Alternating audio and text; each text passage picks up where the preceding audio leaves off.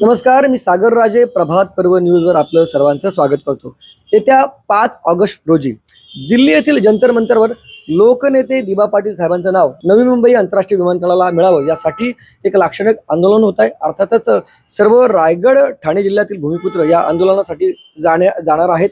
यासाठी खऱ्या अर्थानं जी मेहनत घेतलेली त्या ग्रुपने घेतलेली आहेत. सर्वपक्षीय हक्क संरक्षण संघर्ष समिती या समितीचे हे सर्व पदाधिकारी आहेत. सुमित वझे यांच्याशी आपण सुरुवातीला संवाद साधूया. स्वागत आहे आपलं प्रभात पर्व न्यूजमध्ये. खरं म्हणजे ही आपली सगळी मंडळी आहे. लोकनेते दिबा पाटलांच्या नावासाठी आज तुम्ही दिल्ली वाऱ्या केलेल्या आहेत, तिथे परवानगी घेतली मला समजतं. म्हणजे खरं म्हणजे दिल्लीला येथे जाऊन तुम्ही त्या ठिकाणी कॉंग्रेस जनता पार्टीचं हे आंदोलन चालू आहे त्या पिरियडमध्ये तुम्ही तिथे परवानगी घेता. खूपच मोठी तयारी या ठिकाणी केलेली आहे. सुरुवातीला म्हणजे सर्व तुम्ही जे काम करतात खरोखरच त्याचं कौतुक करायला लागेल. कशा रीतीने तयार झाली मला अगोदर सांगा थोडक्यातच. मुळात विषय असा झाला का दिबा पाटील साहेबांचं नाव लागणं ही या येथील स्थानिक भूमिपुत्रांची अस्मितेचा प्रश्न आहे. बरोबर. आणि हा प्रश्न वेळोवेळी विविध संस्था असतील, संघटना असतील, नेते मंडळी असतील, हे वेळोवेळी मागील 5-6 वर्षापासून हा विषय जोर लावून धरत आहे. या विषयासंदर्भात अनेक असे आंदोलनं झाले, साखळी आंदोलनं झाले. सिडकोला घेराव तितका मोठा, कोविड असताना पण इतका मोठ्या संख्येने आज भूमिपुत्र तिथे जमला होता. आणि असं असताना आणि परत एक रश्मिताताईंनी उपोषण केलं, खासदार बाळामामा म्हात्रे यांनी मोठ्या मोठ्या रॅल्या काढल्या गाड्यांच्या. मग एवढं सगळं असताना पण ह्या सगळी आयोजनांमध्ये शेवटला उत्तर एकच राहतं का महाराष्ट्र सरकारकडनं तसा प्रस्ताव हा केंद्राकडे गेलेला आहे आणि केंद्राच्या विचारधारीनं हा प्रश्न आहे, हे सगळ्यांनी आपण ऐकलेलं आहे. तर आम्ही त्याच गोष्टीचा विचार केला का जर 4-4 वर्ष इतके मोठे मोठे आंदोलनं होत आहेत, 5-5 वर्ष इतक्या बहुसंख्येने ही मागणी सगळे नेतेच असतील, स्थानिक किंवा स्थानिक भूमिपुत्र असतील, इतकी जोर धरून धरते, 4 वर्ष आपल्याला हा एकच उत्तर का मिळतोय. मग आम्ही हा एकच प्रश्न याच्यावरती आम्ही लक्ष केलं आणि तो एक प्रश्न कसा सोडवता येईल त्याचं आहे. आणि त्याचं उत्तर आम्हाला मिळालं का जंतर मंतर. कारण का जर केंद्र सरकारला प्रश्न विचारायचे असतील तर दिल्ली आणि जंतर मंतरपेक्षा चांगलं ठिकाण हे कोणतं नसूच शकतं. अरे, सुमित वझे हे सहसचिव आहेत या समितीचे. अनेक म्हणजे नेत्यांना पुढाऱ्यांना आपण भेटत आहात. मला वाटतं नुकतंच आपण आमदार प्रशांत ठाकूर यांची देखील भेट घेतली. त्यांनी देखील या म्हणजे आंदोलनाला समर्थन दिलेलं आहे. याकडे तुम्ही कसं पाहता? बरोबर. मुळात जर या समितीचंच नाव पाहिलं तर सर्वपक्षीय हक्क संरक्षण संघर्ष समिती आहे. या समितीचे संस्थापक आपल्या माहितीसाठी सांगतो का स्वर्गीय दिबा पाटील साहेब स्वतः या समितीचे संस्थापक. आणि 42 वर्ष ही समिती रतन म्हात्रे साहेब आपले पहिले अध्यक्ष असताना, राजाराम साळवी साहेब आपले अध्यक्ष असताना आणि गंगाराम शेलारजी आपले अध्यक्ष असताना आणि आता स्वतः बाळामामा म्हात्रे हे आपले अध्यक्ष आहेत आताचे. तर ही समिती आहे, ही सर्वपक्षीय आहे. ही समितीने कधीच कुठल्या पक्षाचा भेद हा अजूनपर्यंत आणला नाही आणि याच्या पुढे न आणण्याचा प्रयत्न हे करणार. बाळामामा खासदार आहेत स्वतः. म्हणजे जरी खासदार जरी असले ते पक्षाच्या अगोदर म्हणजे खासदार होण्या अगोदरच या कमिटीचे सदस्य किंवा अध्यक्ष होते का? नाही, बाळामामा म्हात्रेंची नियुक्ती आता 2025 रोजी आपण अध्यक्ष म्हणून, जे आपले पूर्वीचे अध्यक्ष आहेत त्यांनी प्रकृतीच्या कारणास्तव राजीनामा दिलेला आणि मग त्यानंतर त्यांची आपण निवड अध्यक्ष म्हणून 2025 रोजी आपण ती केलेली आहे. त्यांनी मुद्दामच प्रश्न विचारला. बऱ्याच लोकांना वाटत होतं की मग बाळामामांचं कुठं काय याच्यामध्ये काय सध्या जास्त दिसत नाही असं वाटत होतं बऱ्याच लोकांना. आता ते अध्यक्ष जर बाळामामा आहेत म्हणजे त्यांचं नक्कीच कशा रीतीने सहकार्य असावं या लोकांना समजून जाईल. हा प्रश्न क्लिअर झालेला आहे थोडक्यात. बरं, आपण मूळच्या प्रश्नावर प्रशांत ठाकूर यांनी पाठिंबा दिला. म्हणजे बऱ्याच लोकांना वाटतं की प्रशांत ठाकूर भारतीय जनता पार्टीचे विद्यमान आमदार आहेत त्या ठिकाणचे. म्हणजे ज्या पक्षाचे आमदार आहेत त्यांच्याकडनं निश्चितच स्टेटमेंट कुठली येणार की सर्व झालेलं आहे आणि अशा वेळेला जर कोण आंदोलन करत असेल तर मग निश्चितच कोंडीत पकडण्याचा प्रश्न होतो त्यांना. तुम्हाला जाणवलं का त्या सगळ्या त्यांच्या समर्थनात? मुळात बघा, आमचं ध्येय हेच होतं का जास्तीत जास्त सर्व पक्षीय लोकांपर्यंत कसं आपण पोहोचायचं. तर बऱ्याचशा लोकांनी या गोष्टीवर समर्थन दिलेलं आहे. काँग्रेसचे प्रदेशाध्यक्ष आपले सकपाळ साहेब असतील त्यांनी देखील समर्थन दिलेलं आहे. राष्ट्रवादीचे अध्यक्ष तर स्वतः मामाच आहेत त्या खासदार, त्याच्यामुळे त्या पक्षाचं समर्थन आहे. आणि भारतीय जनता पार्टीच्या पक्षाचं आहे म्हणून आपण तिथे स्थानिक आमदार म्हणून प्रशांत ठाकूर साहेबांची आपण तिथे भेट घेतली आणि जेव्हा आम्ही निवेदन दिलं तेव्हा आम्हाला पर्सनली त्याच्यातनं असा कुठला त्यांचा विरोध आहे वगैरे असं काही जाणवलं नाही. परंतु काही प्रश्नांची उत्तरं कदाचित ते पण त्यांच्याकडे देखील नसतील. म्हणजे मग कदाचित त्याच्यामुळे ते थोडेसे शंकित आहेत या विषयावरती. परंतु कुठेही त्यांचा ह्या मागणीला विरोध आहे किंवा हे असं आम्हाला तरी त्या भेटीमधनं आम्हाला तरी कधी जाणवलं नाही. प्रशांत ठाकूर साहेबांनी अगदी प्रामाणिकपणे याला पाठिंबा दिलेला आहे. पहिला त्यांनी पूर्ण या आंदोलनाची, या आयोजनाची रूपरेषा जाणून घेतली आणि त्या आंदोलनाचं आणि आयोजनाचं त्यांनी कौतुक केलं आणि त्यांनी मनापासून स्वतःहून ह्याला पाठिंबा दिलाय. आणि ते इतकंही बोलले का माझा वाढदिवस आहे, वाढदिवस नसता तर मी 100% या आयोजनाला स्वतःही आलो असतो, पण त्या दिवशी त्यांचा वाढदिवस असल्या कारणामुळे त्यांना येता येणार नाही. पण त्यांनी पूर्ण 100% पाठिंबा या आंदोलनाला दिलेला आहे आणि या मागणीसाठी त्यांनी नेहमीप्रमाणे आताही त्या मागणीसाठी त्यांनी समर्थन दिलेलंच आहे. समितीचे काही पदाधिकारी आहेत, आपलं नाव सांगा ना मला. सत्यवान मात्रे. ओके, म्हणजे आपण सर्व स्थानिक नेत्यांकडे म्हणजे आगरी कोळी कराडी समाजाचे जे नेते असतील त्यांच्याकडे फिरत आहात. आतापर्यंत किती नेत्यांना तुम्ही भेटले आणि त्यांचं देखील समर्थन आहे का? मी सगळ्या स्थानिक नेत्यांविषयी विचारतो, अगदी नगरसेवक असतील, सरपंच असतील, कोणी असतील, नाही का? नमस्कार. जशी ही तयारी सुरू झाली, आम्ही जशी परवानगी घेऊन आलो आणि 16 तारखेला 15 तारखेला आम्ही या ठिकाणी पोहोचलो आणि 16 तारखेपासून जे इथले स्थानिक सर्वपक्षीय नगरसेवक, आमदार सर्वांना भेटलो. सर्वांना माझ्याबरोबर आम्ही टीम अशी बनवलेली आहेत की एक ॲडमिनिस्ट्रेशनसाठी एक टीम ठेवलेली होती, बसची बुकिंगसाठी एक टीम ठेवली आणि निमंत्रण करण्यासाठी एक टीम ठेवलेली होती. या टीम वाईज आम्ही काम केलं. मी ज्या नेत्यांना भेटलो, नगरसेवकांना, प्रत्येकाने पॉझिटिव्हली उत्तर दिलं, सर्वांनी समर्थन दिलं. मग ते कुठल्याही सर्वपक्षीय नगरसेवक, आमदार. काही नावं सांगू शकाल का आपल्या म्हणजे आपण म्हणजे ठाणे जिल्ह्यामध्ये मोडता, बरोबर ना? हां. ठाणे, कल्याण, डोंबिवली या परिसरामध्ये इथली कुठली महत्वाची मंडळी आहेत जी स्वतः त्यांनी सांगितलं की आमचं समर्थन किंवा ती येणार देखील आहे? माजी आमदार सुभाष भोईर, त्यानंतर राजू पाटील, त्यानंतर रनिंग आमदार राजेश मोरे साहेब यांनी देखील समर्थन दिलं आणि कतोरे साहेब आज सकाळी त्यांची बाईट घेतली. कतोरे साहेबांनी देखील या गोष्टीला पाठिंबा दिला. पुन्हा स्थानिक नगरसेवक, आता सर्वांचंच नाव घ्यायचं तर सर्व आहेत. कल्याण डोंबिवलीचे जेवढे आगरी कोळी कराडी समाजाचे जेवढे सर्वपक्षीय नगरसेवक आहेत, या सर्व नगरसेवकांनी या आंदोलनासाठी पाठिंबा दिलेला आहे आणि सर्वांनी येतोय म्हणून असंही सांगितलेलं आहे. राजेश मोरे येत आहेत, राजू पाटील येत आहेत. जेवढ्या लोकांना भेटलं त्या सर्वांनी आम्हाला येतोय म्हणून सांगितले आणि 5 तारखेला ते लोक 10च्या आधी तिथे आंदोलन ठिकाणी पोहोचतील. उत्स्फूर्त अशी तयारी झालेली आहे. सर्वपक्षीय नेते त्या ठिकाणी पोहोचणार आहेत आणि हा मुद्दा जो आहे इथे गल्लीमध्ये वाजत होता, आता याचा डंका दिल्लीला वाजवायचा आहे. कारण इथे विचारल्यानंतर सांगतात की आम्ही प्रस्ताव तिकडे पाठवलेला आहे. मग तो तिथे प्रस्ताव का कुठे पडलाय, धूळ कात पडलाय, त्या प्रस्तावाची धूळ जी आहे ती धूळ साफ करून ती उडवण्यासाठी तो मंजूर करून आणायचंय म्हणून आम्ही दिल्लीला जात आहे. बरं, आपण त्या पॉलिसी मॅटरकडे येणार होतो. तत्पूर्वी आपण ठाणे, कल्याण या भागातली सगळी जे म्हणजे कल्याण डोंबिवली या भागातल्या नेत्यांविषयी जाणून घेतलेलं आहे. आता आमच्याकडे कोण कोण येणार, म्हणजे बाळराम पाटील असतील किंवा इतर कोणी मंडळी असतील, यांच्याविषयी त्यांना तुम्ही भेटलेलात का? त्यांची काय म्हणजे पवनदादा असतील, या सगळ्या मंडळींना तुम्ही भेटलेत का? बरं, यासाठी आम्ही परत तोच अजेंडा आहे आपला. इथे कुठला पक्ष नाही, इथे कुठला झेंडा नाही, फक्त भूमिपुत्र आहे. त्याच्यामुळे आम्ही सर्व खूप कमी वेळात आम्ही या सर्व नेत्यांची भेट घेतली.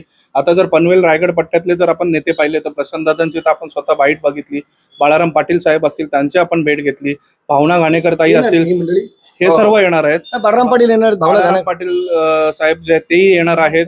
भावनाताई घाणेकर आहेत ते देखील येणार आहेत. मनोहर शेठ भोईर आहेत, त्यांची आपण भेट घेतली, त्यांना निवेदन दिलं, ते देखील त्या आंदोलनाला येणार आहेत.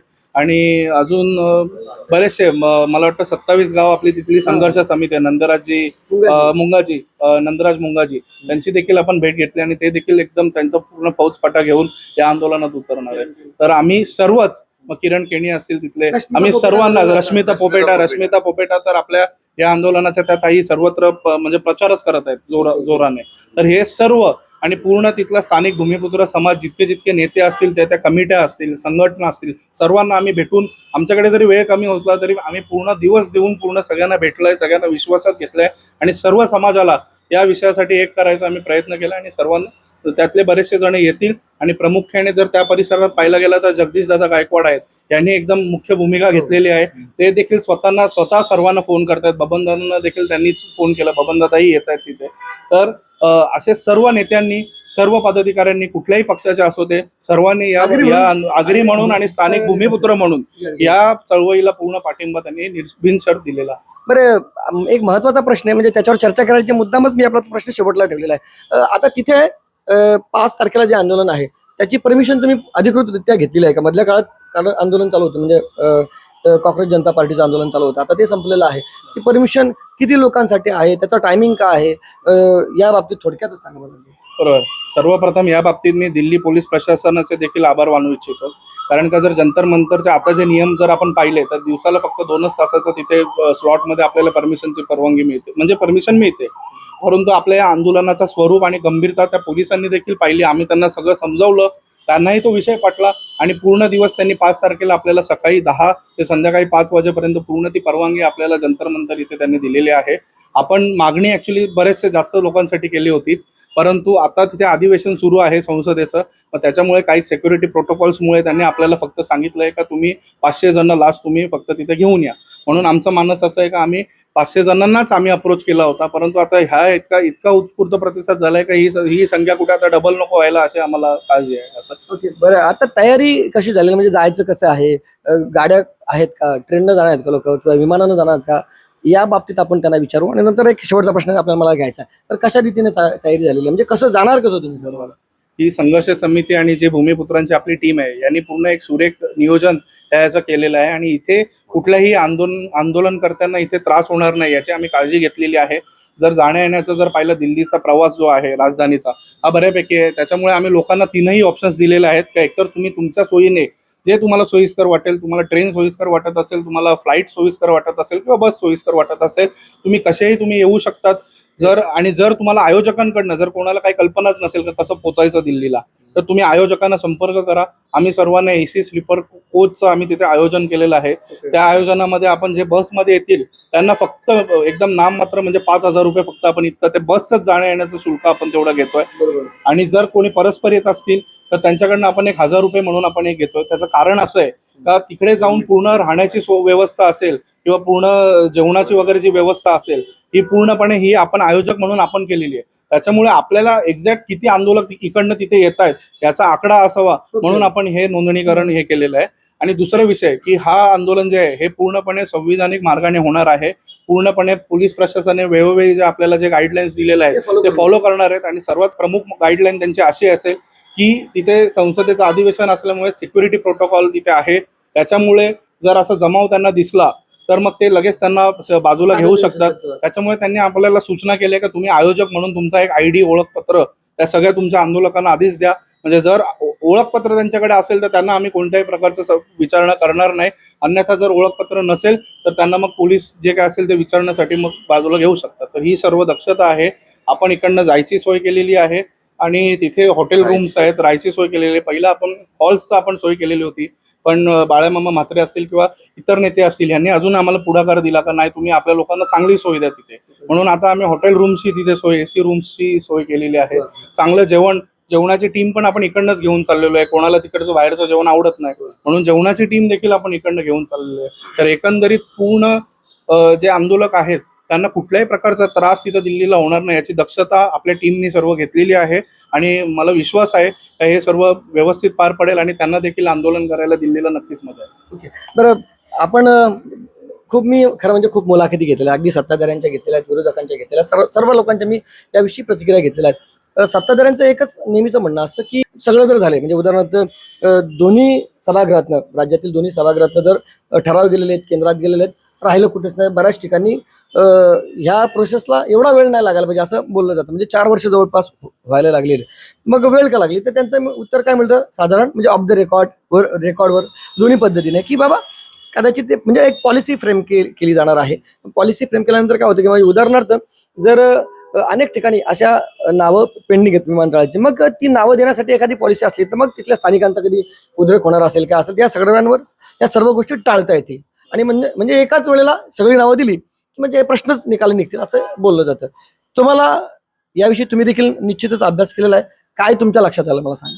प्रश्न हाच आहे की आंदोलन हा नक्कीच आपण केलं पाहिजे, परंतु आंदोलन जे असेल किंवा त्याचं नियोजन जे असेल किंवा त्याच्या मागचा हेतू असेल हा नक्कीच अभ्यासपूर्वक आणि कायद्याला धरून हा आपण केला पाहिजे. ही संकल्पना आम्ही आणि आमच्या टीमची आहे. तर जे आम्ही इतके वर्ष ऐकत होतो, जे तुम्ही ऐकलं आम्ही देखील तेच ऐकतोय 5 वर्ष. तर प्रस्ताव गेलेला आहे सेंट्रलला, ते पेंडिंग आहे. आणि मग त्याचं कारण जर विचारलं तर एकच कारण, अशी पॉलिसी मेकिंगमुळे ते अडकलेलं आहे. अशी कोणती पॉलिसी नाहीये, मग त्याच्यामुळे ते पहिला ते पॉलिसी बनवणार आणि मग नामकरणाला ते सुरुवात करणार. असंच हे कारण आम्हाला मागील 5 ते 6 वर्ष देत आहे. मग त्याच्यावरती आम्ही काय केलं, आम्ही पूर्ण रिसर्च केला, आम्ही पूर्ण माहिती घेतली. आम्ही दिल्लीला गेलो, त्या सिव्हिल एव्हिएशनच्या डिपार्टमेंटमध्ये आम्ही माहिती काढली आणि त्या माहितीतनं काही गोष्टी आम्हाला सर्वात महत्त्वाच्या की जे कोणालाच माहिती पण नाही मला वाटतं असं, तर ते उलगडल्या. का जर पॉलिसी मेकिंग ही जर गोष्ट असेल तर पॉलिसी जर केंद्र सरकार एखादी बनवतोय आणि ते अशा पूर्ण राष्ट्रीय विषयावरती एखाद्या बनवतोय नामकरणाचा, विमानतळाच्या नामकरणाचा, तर ही पॉलिसी पूर्ण भारत देशासाठी ही सेम असली पाहिजे. बरोबर आहे. ह्याचा अर्थच काय होतं का जर दिबा पाटील साहेबांच्या नावासाठी पॉलिसी मेकिंगचा जर अडथळा खऱ्या अर्थाने येत असेल तर मग तो इतर कुठेही कुठल्या राज्यात विमानतळ असतील त्यांना देखील तो अडथळा यायला पाहिजे. म्हणजे एक म्हणता येईल आपल्याला की ज्या वेळेला महाराष्ट्रातून म्हणजे दोन्ही सभागृहातनं वरती प्रस्ताव गेले त्या पॉलिसीचा अभ्यास करूनच गेले असावे असं एक म्हणता येईल. बरोबर ना? परंतु विषय असा आहे का जे कारण मिळत आहेत त्याच्यावरनं मला असं वाटतं की तो अभ्यास झालेलाच नाही कोणाचा, असं मी प्रामाणिकपणे बोलतोय. त्याचं कारण असं आहे का जर मग आम्ही चेक केलं का ह्या आपला प्रस्ताव जो आहे हा 2022 रोजी गेलेला आहे, बरोबर. मग 22 पासून ते आज 26 पासून, त्याच्या अगोदर तर मी पाहिलंही नाही. 22 पासून 26 पर्यंत असे किती प्रपोजल्स आहेत का ज्यांचं नामकरण त्या एअरपोर्टचं झालेलं आहे. आणि त्याच्या ह्याच्यात मला जर पाहिलं गेलं तर मला ही दोन उदाहरणं मिळाली. तर सर्वात पहिला एक जर आपण पाहिलं गेलं हे जे आहे प्रेस रिलीज आहे, बरोबर आहे, मिनिस्ट्री ऑफ सेंट्रल एव्हिएशनचा अधिकृत न्यूज रिलीज आहे. तर त्याच्यामध्ये जर आपण पाहिलं तर इथे त्यांनी दिलेलं आहे का जे गोव्याचं जे मोपा एअरपोर्ट आहे त्या मोपा एअरपोर्टला आपले दिवंगत मंत्री मनोहर पर्रीकर जी साहेबांचं त्यांचं नावाची मागणी होती. जर तुम्ही जर पाहिलं तर ते जे उद्घाटन आहे माननीय पंतप्रधान मोदींनी डिसेंबर 2022 ते केलं होतं, बरोबर आहे. ह्याच्या अगोदर आपला प्रस्ताव गेलाय दिबा पाटील साहेबांचा आणि त्या नावाची जी घोषणा आहे ही 4 जानेवारी 2023 मध्ये झालेली. म्हणजे एका महिन्यात त्या एअरपोर्टला नाव लिगली लागलेलं आहे आपल्या आंदोलनाच्या नंतर किंवा आपला प्रस्ताव तिकडे जाण्याच्या नंतर. आता हे तर ठीक आहे, हे तर झालं 2 वर्षापूर्वी, हे तर 20 दिवसापूर्वीच आहे. हे बघा हे जे आहे हे परत प्रेस रिलीज आहे मिनिस्ट्री ऑफ सिव्हिल एव्हिएशनचं. तर इथं तुम्ही पाहिलात तर राम मनोहर नायडू जे आपले मंत्री आहेत त्यांनी ते नमो एअरपोर्ट जे दीव दमनचं एअरपोर्ट आहे त्याला नाव नमो एअरपोर्ट त्यांनी दिलेलं आहे. जर तुम्ही वाचलं तर त्याचं जे भूमिपूजन आहे माननीय पंतप्रधानजींनी मोदीजींनी ते 25 एप्रिल 2023 ला केलं.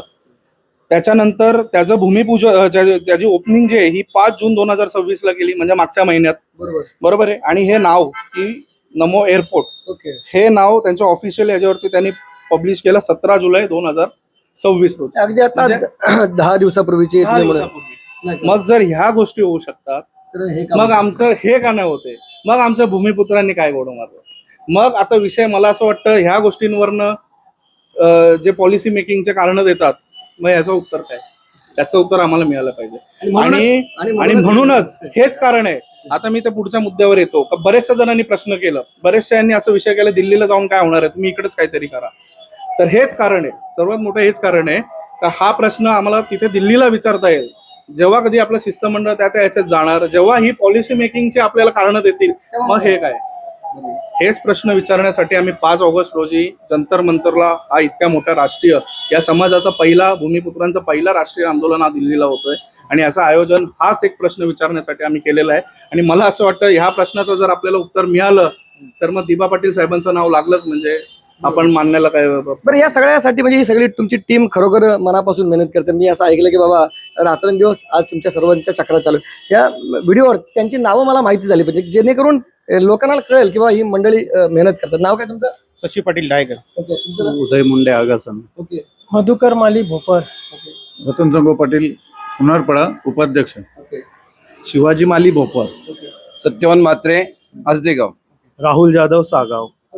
तर ही सगळी मंडळी ही जी मंडळी आहे ही फक्त पडद्यावरची मंडळी आहे पडद्यामागे आणि याच्या सुद्धा मागे आहे. देखील खूप मंडळी आहेत. रामचंद्र पाटील सोनारपाडा असतील, दत्ता वजे मानपाडा असतील, संदीप पालकरी सोनारपाडा असतील, अजून असे बरेच आहेत. म्हणजे इव्हन किरण केणी जे असतील ते पनवेलचे असतील, नंदराज जी असतील पनवेलचे, परत आपला घनसोळीचे दीपक दादा असतील, प्रताप दादा असतील, रश्मिताताई पोपेटा हे असतील. हे सर्वजण जसं आम्ही सर्व पक्षीय बोलतोय तसं हे सर्व संस्थीय पण आहे की सर्व सामाजिक संस्था कार्यकर्ते आम्ही इथे कुठल्याही संस्थेचा किंवा कुठल्याही पक्षाचा लेबल नाही. इथे फक्त एकच ब्रँड आहे, तो म्हणजे भूमिपुत्र आणि दिबांचे भूमिपुत्र. ओके. तर येत्या 5 तारखेला हे आंदोलन होणार आहे. अतिशय सुनियोजित अशा पद्धतीनं हे आंदोलन असणार आहे आणि अर्थातच ज्यांनी नावं दिलेली आहेत म्हणजे त्यांनी निश्चितच तिथे जायचे आहे. तरी देखील म्हणजे भूमिपुत्रांनी इथे देखील त्यांना त्यांच्या पद्धतीने पाठिंबा देता येत असेल तर तरी त्यांनी देखील तो दिला पाहिजे. शेवट याचा समारोप करताना काय सांगाल भूमिपुत्रांना? विनंती हीच आहे का आपण बरेच आंदोलनं केले आणि जनतेने देखील त्याला उत्स्फूर्त प्रतिसाद दिला, भूमिपुत्रांनी उत्स्फूर्त प्रतिसाद दिला. पण हे आंदोलन हे वेगळं आहे आणि हे आंदोलन जे आहे हे पूर्ण नियमावरती पूर्ण कायद्याला धरून आणि नाही, म्हणजे जे एकच मुद्दामच प्रश्न मध्ये केलेला आहे. मुद्दाम मी बोलणार आहे की जसं कॉक्रोच जनता पार्टीच्या आंदोलकांच्या बाबतीत तिथे झालं तसं होणार नाही आपल्या लोकांच्या बाबतीत, बरोबर ना? म्हणजे बरोबर. तिथे लाठीचार्ज झाला खूप, म्हणजे बरोबर. काही गोष्टी म्हणजे खूप मोठ्या स्वरूपाचं ते आंदोलन होतं बरोबर. आणि म्हणजे ते नियोजन कमी पडलं असं म्हणूया किंवा काय असेल ते, पण सरकारने तिथे ते आंदोलन दडपण्याचा प्रयत्न केला, पण इथे मात्र सर्व परवानगी तुम्ही व्यवस्थित घेतलेल्या आहेत. कॉक्रोच जनता पार्टीचे जेवढे आम्ही माहिती काढली का त्यांनी नंतरच्या आंदोलनाची काही परमिशन घेतली नव्हती, पण ते गरजेचं होतं. आज देशाची गरज होती, ते झालं, त्याचं स्वागतच करतो. परंतु ह्या बाबतीत आपलं आंदोलन जे आहे हे एक दिवसीय लाक्षणिक आंदोलन आहे. इथे काय अमरण कोणी उपोषण करत नाही किंवा काही करत नाही. हे एक दिवसीय लाक्षणिक आंदोलन आहे आणि इथे विविध खासदारांना आम्ही भेटलेलो आहोत, विविध पक्षाच्या महाराष्ट्रीयन नॉन महाराष्ट्रीयन सर्व खासदारांना भेटलो आहोत. याचा परिणाम याचं कारण एकच आहे का ते खासदार आणि ती जनता हे जे संसद आपली जे सत्र सुरू आहे त्या सत्रामध्ये हा एकच प्रश्न हे सर्व खासदार विचारतील का जर पॉलिसी मेकिंगमुळे जर अडलेला आहे विषय तर मग हे काय, मग दिबा पाटलांचं काय. मग म्हणून हे कारण आहे आणि हे एक दिवसाचं लाक्षणिक आंदोलन असल्यामुळे तिथे आपण मी परत तेच सांगतो, कोणताही कायदा सुव्यवस्थेला कुठे गालबोट लागणार नाही याची पूर्ण खात्री आपण करून घेणार आहोत आणि त्याच्यासाठीच आपण ते आयडीज देतोय प्रत्येकाला. ज्यांच्याकडे ते आयडीज असतील तीच आपली जबाबदारी असेल.